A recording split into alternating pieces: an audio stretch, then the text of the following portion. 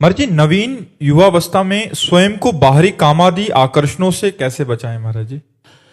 बहुत कठिन है ये प्रश्न, क्योंकि आपका ही नहीं संपूर्ण शरीरधारी का प्रश्न है।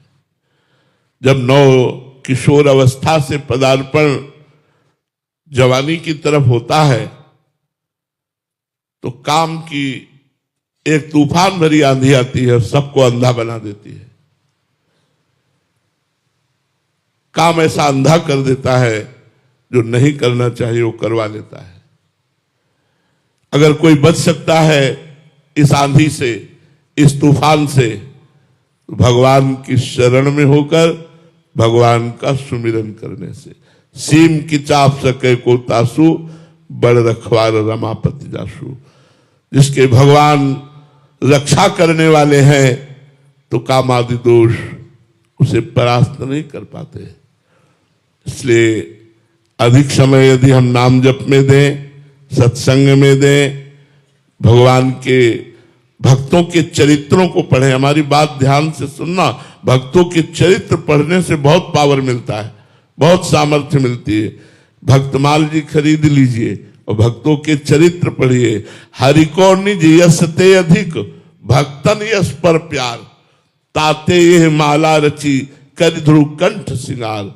अजहु सोच विचार के, गए भक्तन पद ओट। हरि कृपाल सब पाछली, क्षमिहे तेरी खोट। और कुसंग का त्याग। आजकल सबसे बड़ा कुसंग है मोबाइल। मोबाइल में गंदी बातें देखना, गंदे सीरियल देखना, तो हमारा मन जो देखता है उसी का चिंतन करता है, जो सुनता है उसी का चिंतन करता है, जो चिंतन करता है वही हमारी संकल्प वृत्ति बन जाती है, जो संकल्प वृत्ति बन जाती है वही हमसे क्रिया बन जाती है। इसलिए आजकल नई पीढ़ी को अधिकतर मोबाइल के द्वारा बड़ी हानि हो रही है। पहले था कि कोई प्रगट में कुसंग हो गया तो वृत्ति गंदी हो गई, नहीं तो बहुत कुछ बातें पता ही नहीं रहती थी। 13-14 वर्ष की अवस्था तक तो एकदम निर्मल स्वरूप रहता था। अब तो छोटे बच्चे से, 10-12 वर्ष के बच्चे से पूछ लो, सब ज्ञान है, क्योंकि मोबाइल हाथ में है। एक दिन राधा वल्लभ कुंज कुटीर में एक बच्चा 12 वर्ष का था, तो उसने बताया कि मैं बहुत गलत क्रिया का शिकार हूं। तो हमने उसके चेहरे की तरफ देखा और कहा, बच्चा खड़े हो जाओ, तुम कितने साल के हो? तो उसने कहा 12 वर्ष का।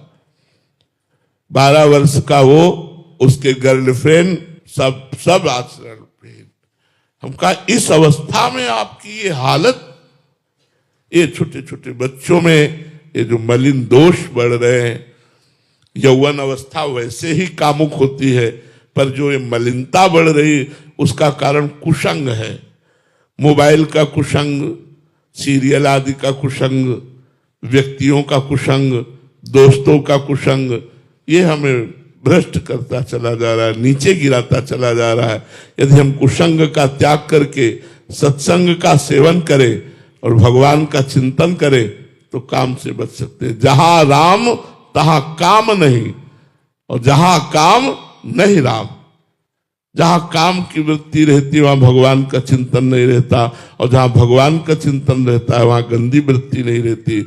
अगर गंदी वृत्ति भगवान के चिंतन करने वाले में है तो वो कहीं ना कहीं भगवान के चिंतन से त्रुटि कर रहा है, चूक कर रहा है। अगर निरंतर भजन हो तो गंदी वृत्ति रह ही नहीं सकती।